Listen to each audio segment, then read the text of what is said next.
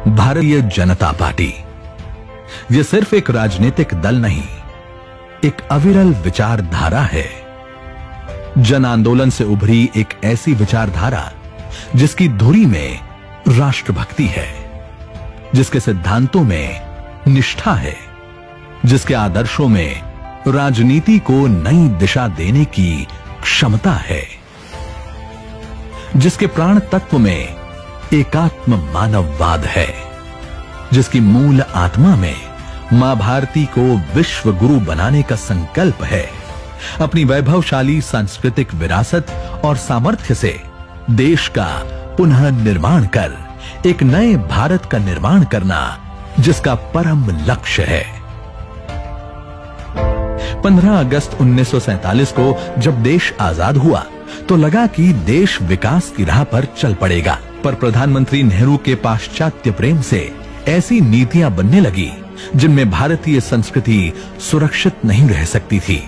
स्वतंत्रता के बाद जब नेहरू लियाकत पैक्ट के हस्ताक्षर हुए तब प्रधानमंत्री नेहरू ने पाकिस्तान में रह रहे हिंदुओं से मुंह मोड़ लिया।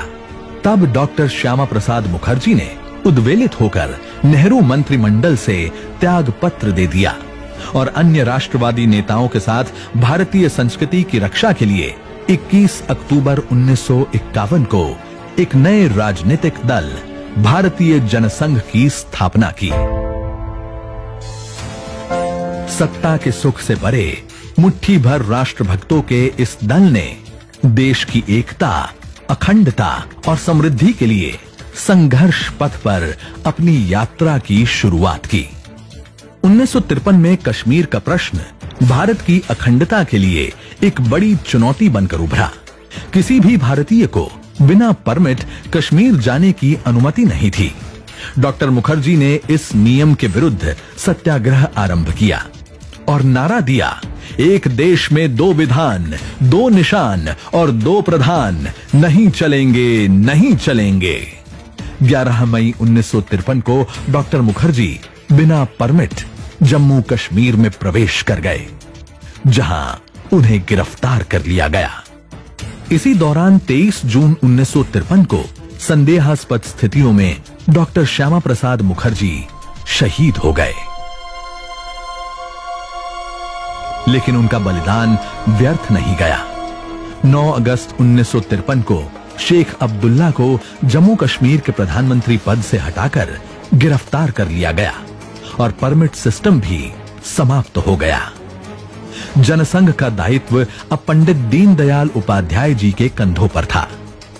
इसी दौरान पंडित दीनदयाल उपाध्याय जी ने भारतीय जीवन पर आधारित एकात्म मानववाद दर्शन को प्रतिपादित किया, जिसे पार्टी का मूल दर्शन माना गया। पंडित दीनदयाल जी के नेतृत्व में जनसंघ को एक अलग पहचान मिली, पर 11 फरवरी 1968 को पंडित जी भी संदेहास्पद स्थिति में शहीद हो गए। ये देश की राजनीति पर वज्रघात था। जनता पार्टी के अंदर वर्चस्व की लड़ाई में कुछ स्वार्थी लोगों ने जनसंघ के सामने राष्ट्रीय स्वयंसेवक संघ से संबंध समाप्त करने की राजनीतिक चाल चल दी ताकि जनसंघ अलग थलग पड़ जाए, पर जनसंघ के नेताओं ने सिद्धांतों से समझौता नहीं किया और जनता पार्टी छोड़ दी। इसके बाद 6 अप्रैल 1980 को अटल जी की अध्यक्षता में पंच निष्ठाओं के आधार पर भारतीय जनता पार्टी का गठन हुआ। भारत के पश्चिमी घाट को मंडित करने वाले महासागर के किनारे खड़े होकर मैं ये भविष्यवाणी करने का साहस करता हूं, अंधेरा छटेगा, सूरज निकलेगा, कमल खिलेगा। लेकिन इंदिरा गांधी की अचानक हुई हत्या के बाद कांग्रेस को भारी सहानुभूति वोट मिले। भाजपा केवल 2 सीट ही जीत पाई। 1989 के आम चुनाव में पार्टी को 85 सीटें मिली। 1989 को भाजपा ने हिमाचल प्रदेश के पालमपुर में हुई राष्ट्रीय कार्यकारिणी की बैठक में राम जन्मभूमि आंदोलन के समर्थन का निर्णय लिया। 25 सितंबर 1989 को श्री लाल कृष्ण आडवाणी ने सोमनाथ से अयोध्या तक राम रथ यात्रा शुरू की इस यात्रा को देश में अद्भुत जन समर्थन मिला। 1991 के दौर में जब आतंकवाद अपने चरम पर था, तब भाजपा ने कश्मीर के लाल चौक पर तिरंगा फहराने का निश्चय किया।